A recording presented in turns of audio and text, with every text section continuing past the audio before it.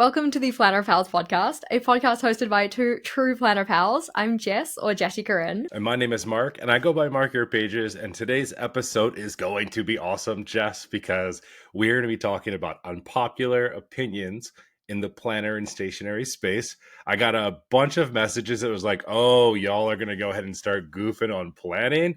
Good luck. And I was like, well, it makes for a fantastic topic. No, I 100% agree. And I know sometimes with these kind of topics, people can get a little bit like, oh gosh, are we like veering into like too negative a territory? This is all meant to be fun. These are all opinions, all right? We're not saying that any of these are fact. If there's something that we kind of say, oh yeah, I kind of agree with that opinion, that does not mean that you are planning wrong. It does not mean that your planner is not valid. So do not worry. We're just going to have a little bit of fun with this and see what some unpopular opinions in the planning space are and whether we agree or disagree with those. And remember, these are all from Planner Pals. This is not us saying these things. I didn't even add any of my own unpopular opinions. We're strictly reacting to the community. So, Jess, why don't you go and get started with the first unpopular planner opinion?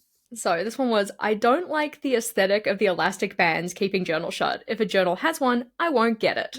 I mean, what journals don't have that? I think, well, the Baron Fig one at least didn't have one. My Baron Fig one didn't. But then I just ended up getting an elastic band and putting it over the front because I do like an elastic closure. Even though I don't really take my journal out with me anymore, it feels more secure if it's secure.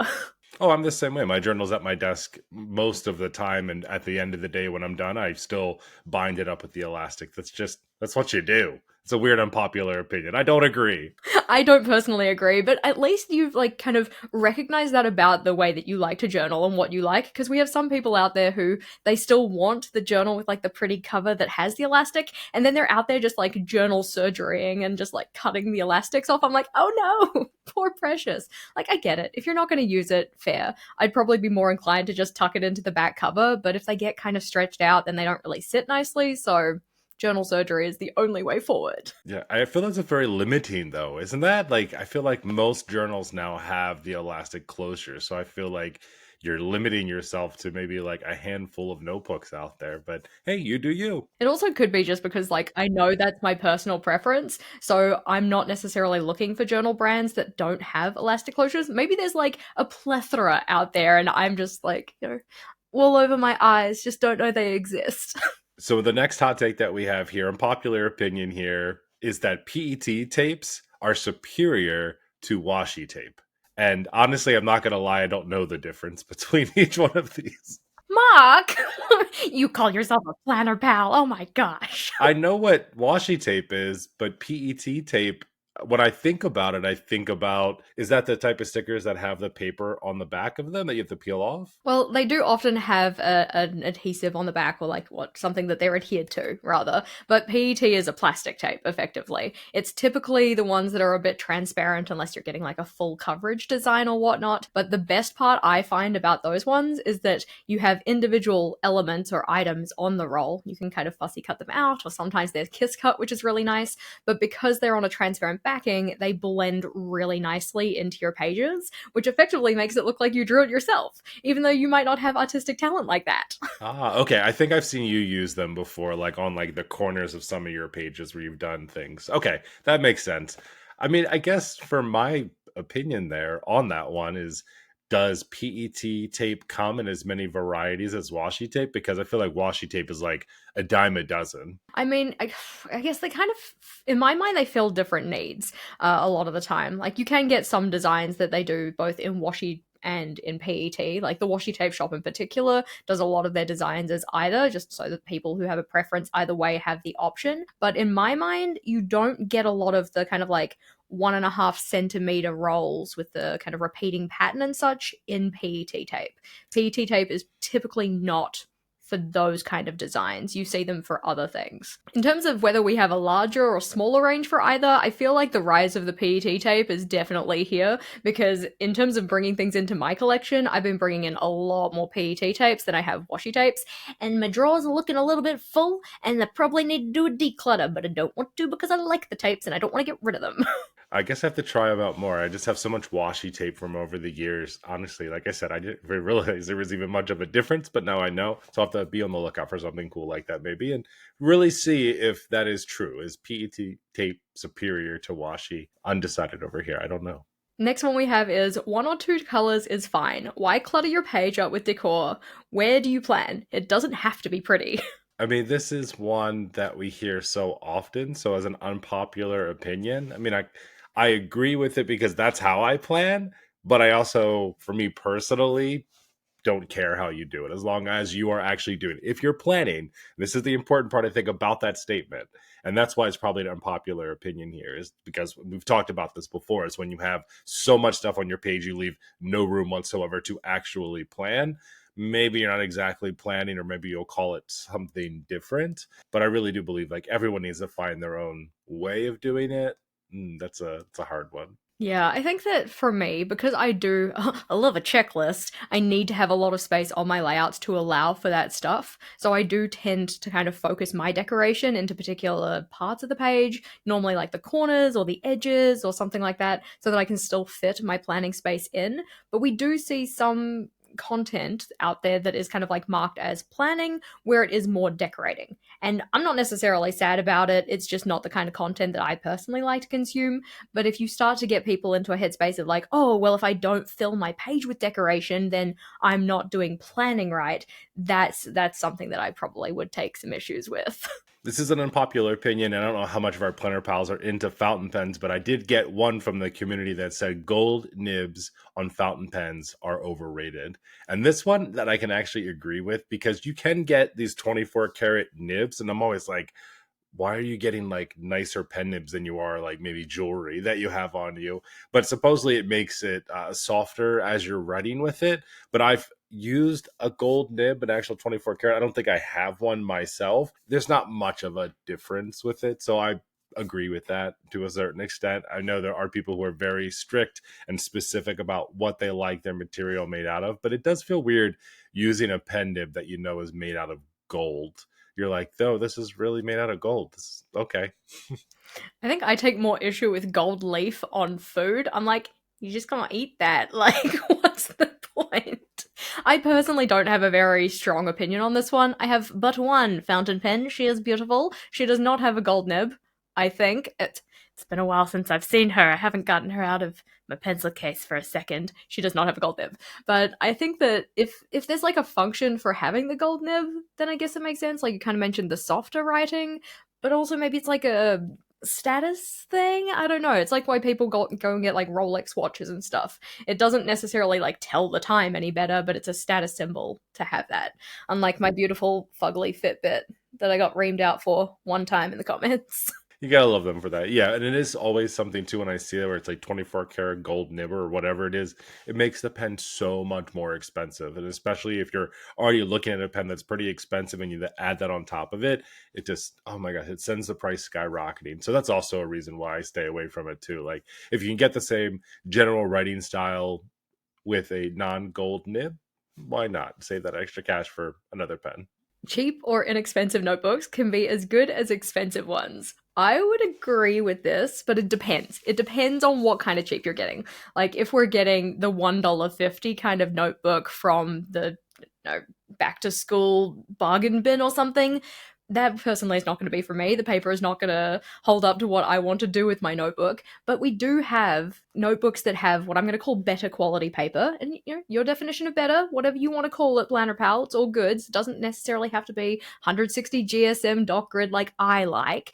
But you can get notebooks that have the quote better paper at a more cost effective price. You just have to know where to look a lot of the time. That doesn't mean that I necessarily have many of them in my collection, but you can do it. Yeah, I would actually agree with you completely. I think at first my gut reaction is no, no, that's not true. But you're absolutely right. It's all about like the branding and, you know, is it more of a luxury brand? Is it a more inexpensive brand? But you do have to kind of test and see. I mean, I've definitely had experiences with other paper or other notebooks. It'll say, oh, I'm 160 GSM. That's just the type of paper that I like to use. And I'll use it. I'll be like, no, something's off. Like, no, it's a different type of paper. It's not something's not right here, but it's significantly less money. But there have been some where I've gotten for like half the price of like Archer and Olive is what I buy a lot of. It's like half the price. And I'm like, oh, okay, look at you. Okay, this works out pretty nicely too. But you really do have to test it out. And then I feel like then you're just buying notebooks to try it. And then what if you don't like it? And then you're wasting money.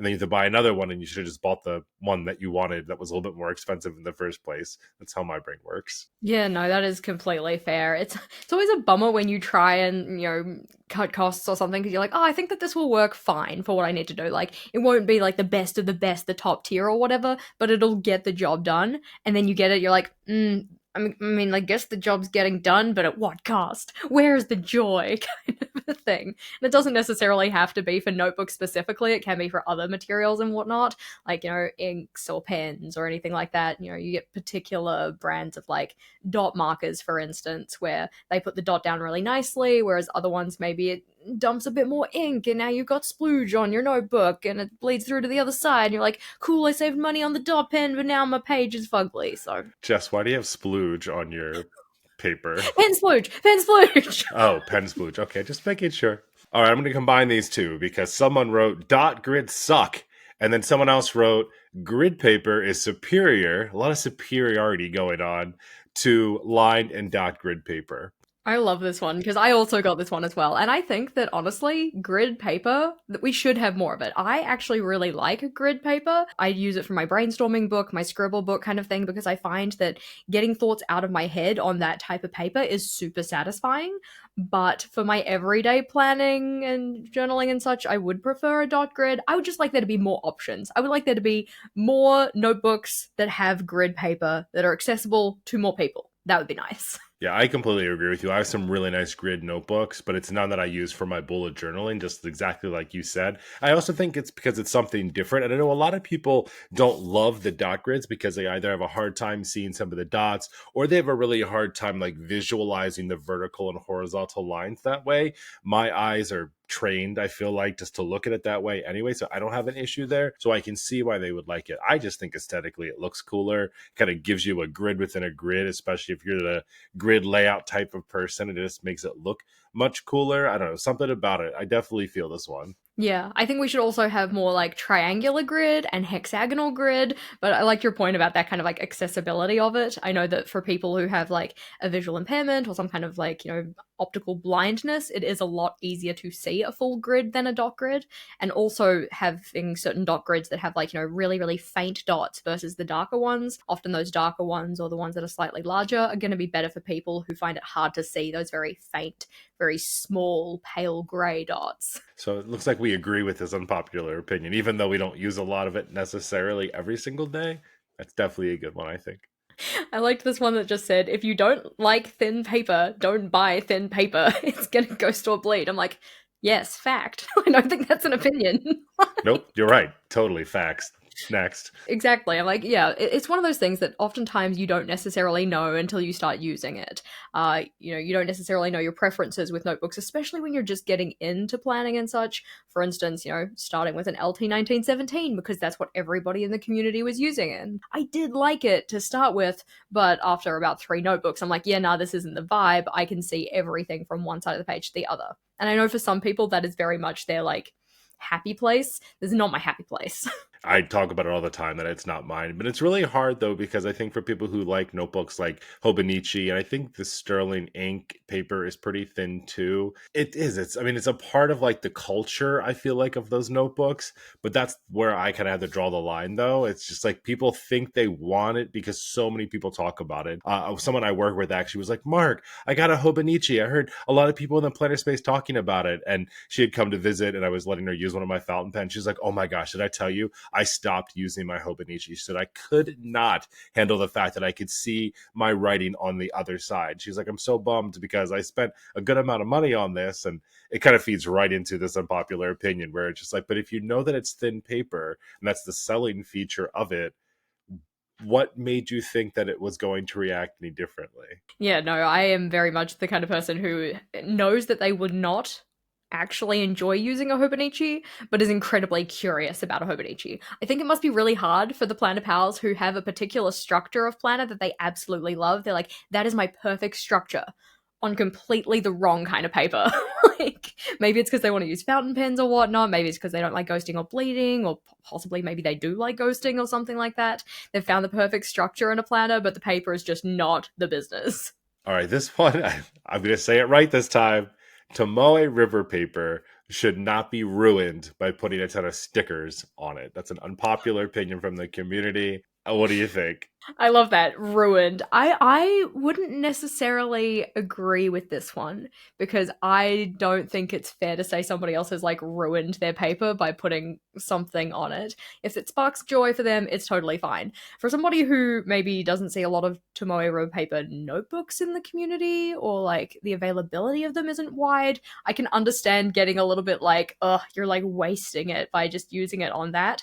I'm sure there's something in my stash where if people used it in a certain way, I would feel like it was wasteful. Like maybe if you got like really good quality scrapbooking cardstock or something and wrote your grocery list on it, like I'd probably have something to say about that. So I'm trying to think about it in that kind of respect. So I can understand where they're coming from. It's just not an opinion I personally share. Yeah, I think it's because the paper is in so many different notebooks now. It's just kind of common. It's not like you're talking about that. I my brain was going to like watercolor paper, like really nice watercolor paper. Yeah, putting stickers or something over top of that, unless maybe you're doing mixed media, it's a bit of a waste because the paper is made for a reason. I think with the Tomoe River paper, the idea there is that you can write on it really nicely, right? Your fountain pens especially work well with it. But then why are you going to cover that up, this usable space with a sticker? But I do think it's because most of the time, at least in this planner space, it's inside of a predated planner most of the time, or even if it's not, people are using it for that reason. I think especially in like travelers notebooks, it's very popular to add stickers and all this different stuff and ephemera to it and glue and tape stuff in there. I probably would fit inside that same zone as the stickers. Like, wait a second, why are you covering up this beautiful paper with a movie ticket stub or a train ticket or a receipt to something? Why are you not writing on it? Because that's what its purpose is. So I think I see where this one's coming from, but I agree. Let people plan however they want to, and they don't know the good use of a good paper. Well, that's on them. I think that I got a comment kind of similar to this one. It wasn't necessarily about the paper specifically, it was about some PET designs I was using, which came off a tape. Cut those ones out, stuck them in, but I ended up putting a whole bunch of mini calendars over the top of it because I wanted those floral pieces to kind of be in the background. And so I had a couple of comments being like, oh, you wasted those PET pieces by just putting them in the back and like fully covering them up and such. I'm like, do you not see them sneaking their little heads out the side? And I didn't want to have to go and like fussy cut specific pieces off to like tuck them in amongst the calendars. Makes way more sense just to smack them down on the page, stick the calendars over the top. So as a time saving feature, I was like, I'm fine with this use, but I can understand why some people would be like, oh no, the florals, you can't see them anymore.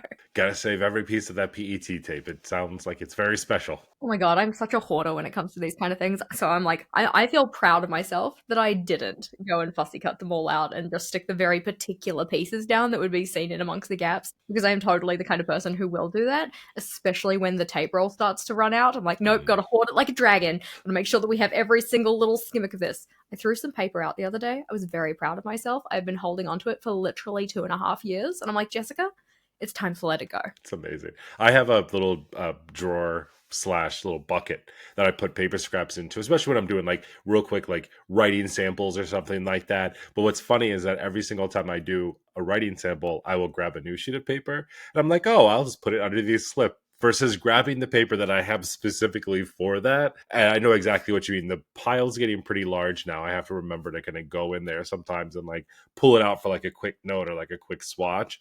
But yeah, it's hard to not want to save those little pieces, but then at the same time, you don't go to think to grab them first, especially when you're planning because you want something new and fresh and cool.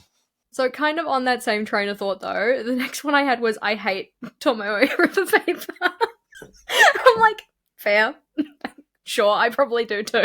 It's not 160 GSM. I don't want to use it. I mean, as unpopular opinion, I think it's probably one that's in there because so many people love that paper or claim to love that paper, and it comes in a lot of the notebooks that they like. But I would agree with that. I understand why people like it. It's just not for me personally. Yeah, I think that when it comes to paper, and in particular, like the way that I want to use my journal and such, I don't use a lot of fountain pens. I know Tomoe River paper is really good for those kind of things. I don't want any ghosting or bleeding or anything. A lot of people like that kind of like lived in used feeling. It's just not how I like to plan. So yeah, I'm there with you. I don't like it. The next one we have here, again, this is from the planner community, so I'm assuming this person has a special affinity for these type of journals, but they said that ring bound journals are superior to all other journals. And as an Oof. unpopular opinion, I would agree that that is unpopular because I do not, I can't, I'm a lefty. So like I have good reason for it. I just personally can't. I like the functionality of it. I like that you can move things around, or I know you can take out your paper and write on it and do whatever and put it back, but why am I going to spend that extra time to do that? Now, the one thing I wasn't sure of is it meant like rings, like with the little teeth that connected, or if it's like disc bound. I don't know the difference between that. I guess you would say disc bound versus ring, but bottom line is that is unpopular for sure. I don't know. I can understand where they're coming from though, because in terms of like getting full use out of a notebook or whatnot and being able to reorder pages and all of that kind of thing, and then being able to like take them out and work on a flat surface or whatever, that kind of stuff, I can totally understand that being a very good system for some people. I think my biggest issue would be is that I don't really like, I like writing in a notebook, okay? I like writing in things that are bound together, and the center rings would get in my way. Like, I'm not a lefty, but they would still get in my way. But if you're not the kind of person who feels the need to write in it when it's kind of assembled together, kind of a thing, if you're okay with taking pieces out and working on those and then putting them back in and such, then it could be really beneficial. Also, that just idea of being able to reorder things, that is awesome. Like, if I think about something like my swatch book, for instance, if I have a particular collection of pens that I decide, like, hey, I'm not actually using these, I like want to get rid of them or whatnot, I just take the page out of the ring binder rather than like having this layout dedicated in my swatch book that is now obsolete because I don't have those pens anymore. I do the same exact thing. One of the notebooks that I have for all my pen swatches, or ink swatches too, I use it in there, is the same exact way. It's a ring. I like it. I like the paper. I like the layout.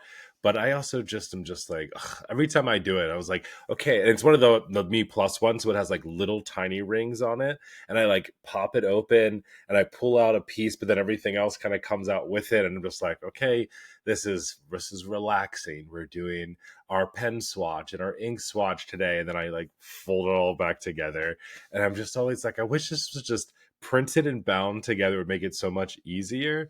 But then at the same time I say that, I'm like, it is really nice, especially for that, to like take it out of a notebook, have it in its own space, kind of do what you need to do. It's like a little art project, and then put it back away. I think for that specialty need, I would agree with you that the ring is nice because you can move things around, especially when you're doing swatches or anything like that. You're not always buying your pens or your inks in alphabetical order. That would be very odd and weird. So having the ability to move things around is nice, no doubt. But I definitely, for like a day to day, that would not be me. Yeah, I also wonder if like a ring bound system would just like emphasize my perfectionism a little bit. It's like by using a bullet journal and by having it in a bound notebook, I feel like over time I'm still a perfectionist. I'm still a persnickety biscuit, but I think that I have kind of loosened the reins a little bit in terms of that. Whereas if I had a ring bound system where you can just like constantly tweak and chop and change and stuff and put things in different orders and whatnot, I would start to get a little bit obsessed with finding like the perfect ordering for things or having things in like the ideal sequence or whatnot, as opposed to like, oh well, I put it in the journal now, it is where it is, and that's how it's gonna be. Or you mess up. I mean, you kind of called me out when you just said that. I was like, I do that actually. Like in the swatch one that I have, if I don't like the way the swatch looks or my handwriting looks, if it's the very first one at the top of the page, I just put it inside my little bin over here where all the other paper scraps go, and I just start with a new one.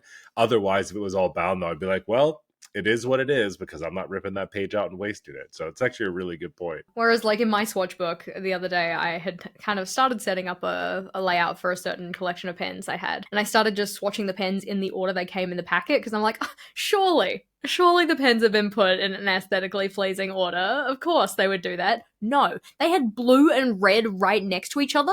I'm like, what heinous rainbow school did you go to that decided that was the way to order your pens? But, you know, that should be it. An unpopular opinion? It's certainly an opinion. Things should be in rainbow order. Unless you're colorblind and you can't tell the difference between half of those colors, it's not going to help you out. It's okay. You send it to me, I'll help you out. So at least everybody else can look at it and be like, yes, Mark, they are now aesthetically pleasing. Everything is fine. Everyone needs a planner pal like you, that's for sure. I try to help where I can. This one I don't know how I feel about, but it said, you only need one planner, but journals are infinite. This one's tricky because like in terms of my journal lineup, a lot of them in terms of the name that I give them end in journal. Like my everyday journal, my yearly collections journal. I technically only have one planner, and that is a goal planner, but my everyday journal is where the majority of my plans end up. So is that now my everyday planner? I don't know. I've got two, and now I'm feeling like, should I have two? I'm a little worried. I think if we break it down into the difference between like a notebook, like a blank notebook that we're sending out for bullet journaling, and a predated planner, I would agree to a certain extent. I guess it depends how you use it, but like you only need one planner that's dated for the year and the days of the week and like everything else, right? So why would you need multiple? But I guess unless you have multiple uses for it, like in my brain, I'm thinking about somebody who has like a planner for work and then has like a personal, like a pocket notebook or a little like pocket planner or something like that. That's for like two different subjects. Like if you are clearly keeping them separate, then I think that that's a good reason to have more than one. But I think I understand where this one's coming from. It's like, well, if you have one planner for that, why not just have everything all together all the time? Because otherwise you're keeping two different dated planners. Why? But I think the reason I gave right before that would be the answer to that question. Yeah, I think that if there's like, different areas of life that need their own dedicated space, totally makes sense. I know there are some people, for instance, that in terms of their work planning, those are the kind of things that can be like, what is it called? Like OIA? I don't know what it's called in other places, but it's like it can be called upon to be looked at in a kind of professional setting. And you don't necessarily want like gynecologist appointment in there with all of your other stuff. Like, does your workplace really need to know? Kind of a thing. So I can understand why people would keep multiple planners in that sense. I personally keep multiple planners because I'm planning different stuff. So I have my goal planner, which is for breaking down, action pointing my goals and such, just dedicated to that, just looking at the reflection process so that I can see that at a glance. I don't need to go looking through all of my other stuff for it. And then I have my everyday quote planner, which I call my everyday journal. That's where I put my task lists and stuff. That system does work quite well for me. It could possibly be brought together, but I like having them separate. It makes sense. Your story that you just said, like keeping those things separate, reminded me today on Instagram. I saw a story from a planner that said that for the past several months, they are a teacher at a college, it sounds like, and they have a shared calendar that they use for all of the classwork that's due. She's like, today I realized because a student told me that I've been putting all of my personal calendar things onto our school one. So they know when I go to the gynecologist, they know when my period is, they know when I take my dog to get groomed and get their hair cut and seen by the vet. And I was just like, oh man, that's a good reason also maybe to use totally different types of calendars for things like that. Because I'll do that by accident sometimes. We have like a shared family one that for any type of like events or concerts and things like that. And then I just have one that I put like random stuff onto for myself. And I have to always look to make sure that like random things don't go on there because I've put them on there before. And my wife's like, why is this on the family one? I was like, oh, I didn't click the button, for whatever reason. But, maybe just keep them separate. It's safer that way. I have the same kind of thing with the separate calendars for separate things or whatnot. I foolishly, though, made two of the calendars the same color, so I forgot to actually check which one I was working on and started adding everything to one calendar when it was supposed to be on the other one. I'm like, cool, now I need to move everything over and admin and such. Thankfully, I caught it early enough that it wasn't like the hugest problem in the world, but it still was not ideal. This one is one that I think you probably sent to me, Jess, under like a different username. This says that any planner or notebook that doesn't have full size weekends is a useless planner or notebook.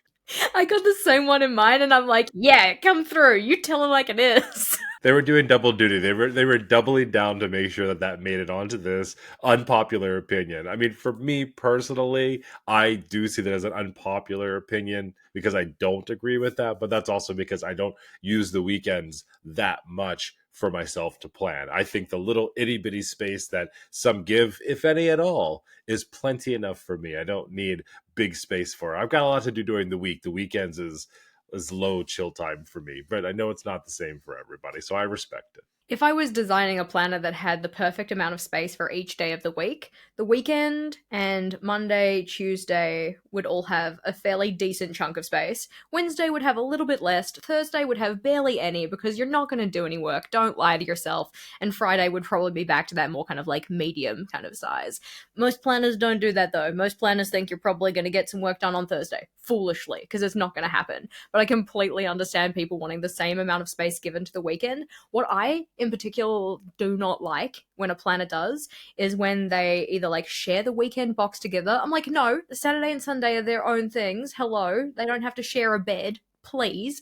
Or they change the layout just for those ones. So, for instance, the one that I'm thinking about in particular is where they have like a vertical space for all of the days of the week, like weekdays, quote, quote, Monday through Friday. And then the weekend is like, oh, we're just going to go horizontal for that. I'm like, ew, stay in your lane. Pick one and go with it. I don't want a horizontal weekly like space and then a vertical weekend or vice versa. It's just nasty. Blah. Well, it does because, 7 days during the week doesn't fit perfectly into three columns. I mean, that's even for myself, whenever I do that, if I include the weekends, it's usually everything you said that you hate. It's combined into one space, or it is like very small to the side in a totally different layout. But it's because, especially when you want like Monday, Tuesday, Wednesday, Thursday, Friday, you're like, okay, Saturday, Sunday stacked over here, or something different. So in my mind, I get it, but again, I just don't use weekends that way. So it is what it is. Yeah, I'm just more of a fan of having like 8 sections on the 2 pages because then you can get an even split, and then that extra space can just be used for something else. So whether you kind of like truncate it and make it into like a mini calendar section with a priorities list, or possibly just like a notes space or something, maybe a little meal plan section or whatnot. But I also use daily logs instead of weeklies, so I'm like over here having really strong opinions for something that doesn't actually affect me at all. This one's a bit of fun. The bigger, the better. I love my letter size Archer and Olive notebooks, and I wish that more came in that size. I have not been able to find a good use for the letter size. I love having a range of options, don't get me wrong, but I also found that when I moved to a notebook that was even just B5 size, I got overwhelmed. I know people say, like, oh yeah, there's more room for like decorations and stuff like that. And I just made all of my regular size decorations bigger and they all looked silly. So I'm not a fan of that big. I think the square is like my happy place in terms of large notebooks, but I appreciate that people do enjoy large notebooks. I like them too. It's funny. Whenever I see the letter size that's vertical, right up and down, I'm like, yeah, that's a lot of space. But I am slightly interested in the heirloom ones from Archer and Olive. I got a bunch of them with previous ones, and I was like, oh, I'm going to use them for something special. And just the other day, I was thinking, should I try to use that for my bullet journal? But I only would use it in that horizontal layout, though. Something about that feels a lot more approachable, feels similar to the square notebooks in my mind, even though it's not. So, yes, but I don't know. That's really big. I think I'm much more of like the kind of person who prefers small notebooks. I think I just love the novelty of little ones. Like a little B6 is the cutest size. Like I know you can get A6 and like sometimes even A7 and whatnot. I don't gravitate towards like that small, but a B6 size is just such a stinking cute size. I should use it more often.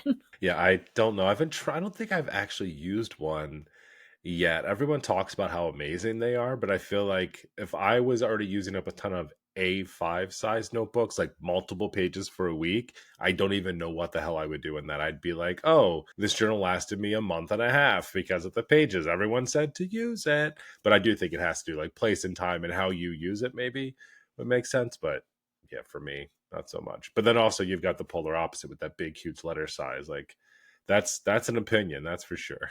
Yeah, I think if I wanted to fit a whole year into a notebook, I could probably go with letter size. I don't know if I'd enjoy it, but I could technically do it. And I think that if I wanted to go for like a new quarter, new notebook kind of system, then a B6 would be absolutely excellent. A5 is still my happy place though, but I'm glad that there's some big notebook love out there. I can fit a whole year in a square notebook, and I can fit it inside of a B5 notebook. That's why I went B5 this year for myself, because I was like, I'll just do the whole year in here. It'll be fine, and I'll pick a new one next year.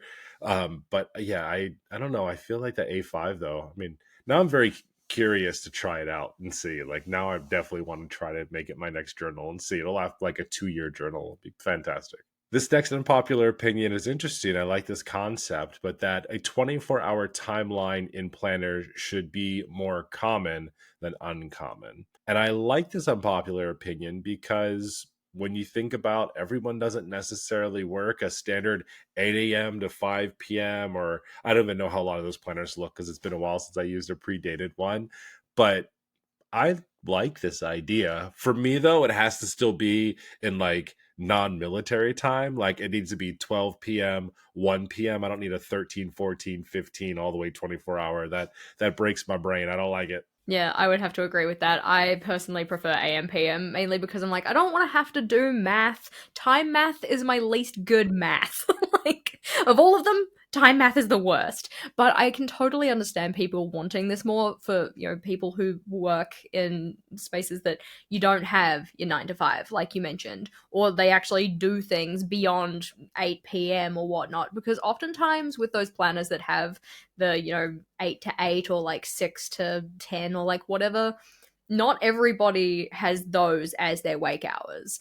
Some people are out there starting their morning routine at 4 a.m. Choices, but like you do you.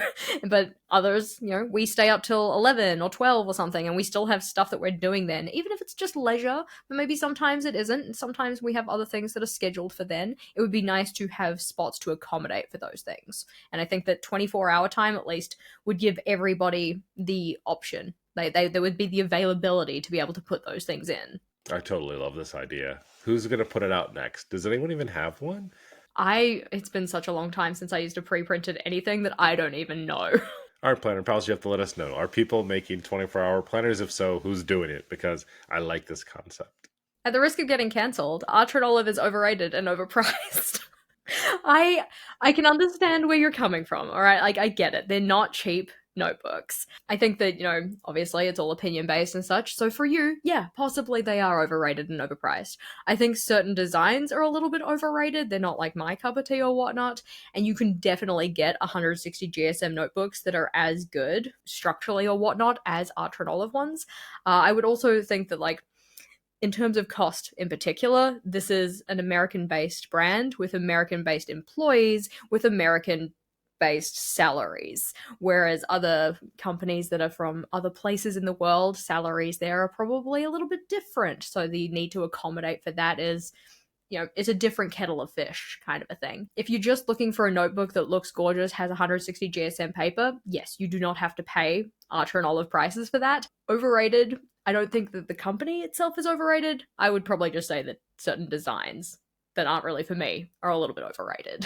Yeah, I'm with you on this one here. I know where people are coming from because so many of us in the community talk about it, especially being on the brand team and doing stuff with the affiliates and everything else like that. We do talk about it a lot, but I can see where they're coming from. I was thinking about this the other day, just actually, because I was kind of taking myself back to like when I first started. I remember the first time I saw Archer and Olive notebooks, and I too was taken aback. Pearls were clutched because I was like, wow, like people are paying this much money for journals. Like I was worked up when I first bought that Loistrom and it was like $25. And I was like, this is a lot of money for a notebook. And then you go and see that. But I'll be honest with you, and not everyone gets the opportunity. And I think that's where I kind of came into is like, would I have eventually tried it? Eventually, I would have probably bought one on my own. I got lucky because this was early on and I was friends and I got to know some of those people. And they were like, you definitely need to try this notebook. And I was sent one for free. And that was the moment, though, where I was like, oh, this is it. Like, I like this. And then as I've grown with those notebooks and definitely them as a brand, I was like, oh, I really like everything that's happening here. It's more than just finding a random notebook seller that has 160 GSM paper and cool covers. There's a story behind it. I know the people there. I know, we've become friends with a lot of them too. So for me, it's a little bit more of that affinity. So I can understand though, for someone doesn't have any of that direct connection, that they're just like, what are you guys talking about? Like, what do you mean you're going gaga and drooling over this notebook? Like, it's not all that. I can see it. Yeah, I think that that's a really good point about that kind of like emotional investment as well. So it's like it's not just the notebook, it's like, the people behind the scenes and all of that and the connections that we have with those people and such. If you don't have those and if you also just don't feel like spending 35 plus on a book, like fair, I get it. There are plenty of other very, very much more affordable brands out there that have the same kind of like quality of product, but you don't get the rest of the kind of experience, I suppose. Like that focus on the mental health kind of awareness and creativity as a form of self-expression and all of those kind of things. I feel like the kind of messaging and mission behind the brand is really important, but I understand that people don't necessarily want to pay that much just to be associated with that kind of messaging. Does that kind of make sense? It makes sense. And I think also, I don't often think of them as a small business, even though I think they technically still are considered a small business. And that's also a hard part for me too, because I feel like they've gotten so big that it's grown beyond that. But I guess it's not like a in every home type of notebook. People still don't know what Archer and Olive is, even though we're in that space all of the time. So that's another reason too. It becomes a specialty brand. I think they, kind of position themselves from a brand perspective to as a luxury brand, and that's how they can up some of their prices on things. And I know a lot of people have a lot of feelings about that, when you have like a double edged marker for a lot of money versus what you could buy at a craft store for significantly less. Well, what makes it so much special? Is it really that different, or is it just because it's from them that it makes it special? And so, yeah, there's a lot that kind of goes into that, but definitely can understand where someone's coming from with that unpopular opinion, because we know there's a lot of diehards out there. This unpopular opinion, I was taken aback by this. Back planning is not planning. Stop doing it. I'm sorry. How else am I going to look productive if I don't write down things and check them off immediately after I've done the thing that I just did? You mind your own damn business. I think that the reason that we're insulted by this is because we are totally being called out. It's like yes, technically it is not planning in the same way that people say that memory planning isn't a thing, which I kind of technically disagree with. Like I think you can plan memories, but I think that a lot of the time when people say something's memory planning, it's really memory keeping. But that's fine. That's another topic. I am very much the kind of person who will write something down that I just did to check it off because I want the record of achievement. I want to be able to look over my checklist for the day and be like, look at all the stuff you actually got done, as opposed to, hey, look at all the stuff that you said you were going to do at the start of the day, but you didn't do that because you went on all these side quests and you were very productive, just not in the areas you said you were going to be. So, sure, it's not planning, but I don't care. Yeah, I guess technically it would be task tracking, I guess is more what you would call that, but it mixes in. And at the end of the day, it looks like I planned to did it. And that's all that matters. Exactly. As long as I come out looking good, it's fine. Oh, God. I don't know if I can even deal, but one of the unpopular opinions was just like a statement of fact for their own reality. And as I toss my journals after I'm done with them, what? I could never. Okay, yes, I run a planner channel, so it makes sense that I keep as many as I do. So, if you are out there throwing your planners away because you don't have the space, sure. But the idea of it gives me the heebie jeebies. I could never. I have never, ever thrown away a planner. Even the ones that I've just tested out for a little bit or only used for half a year, I have them all lined up in order in which I use them. I could never imagine throwing in one away. Ever. That's history. I think that's the thing, right? It's literally my life. These are snapshots of my life. Thinking about the ones that you just mentioned, I don't even throw away the ones that I just tested for a second. I have a planner. It was a goal planner. We've talked about it before. It's the one where the bookmarks weren't long enough to be used as bookmarks. So I very quickly gave up on it. I still have that one. I set it aside because I'm like, Jessica, you don't need it anymore. You can probably let it go. And now it's just sitting in its own separate pile in my shelves because I'm like, nah, I'm not ready. I've kind of half committed to the idea of letting it go, but not fully committed, so it's still in there. I don't have words for this one. Never could I ever. That's the next game we could play. Jesus. Yeah, for sure, because that is not something that I would be doing at all.